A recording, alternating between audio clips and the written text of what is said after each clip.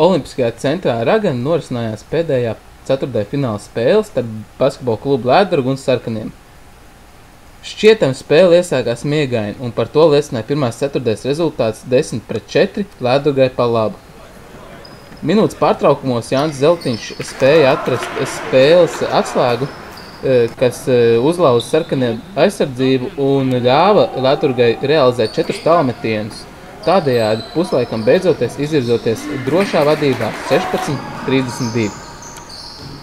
Otro puslaiku basketbola klubs Lēdurga iesāka ļoti aktīvi, izprovocējot agrā asu uz 2 tehniskajām piezīmēm pēc kārtas, kas iznīcināja sarkano cerības uz uzvaru spēlē, līdz ar to liedzot arī dalību pusfinālā. Spēles turpinājumā notikumi būtiski nemainījās un Lēdurgs vinēja pārliecinošu uzvaru 82-38. Uzvarētāja rindās ar 21 punktu izcēlās Raimonds Segliņš, kas arī izcīnīja 5 atlēcošās bumbas. Viņam piepalīdzēja Ilmārs Vītols ar 12 gūtiem punktiem un 9 izcīnītām atlēcošajām bumbām.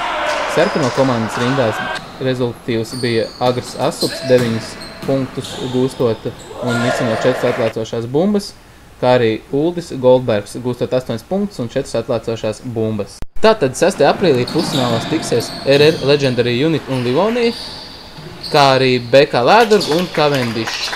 Visi atbalstītāji laipni aicināti Olimpiskajā centrā Ragana. Jo basketbols ir foršs!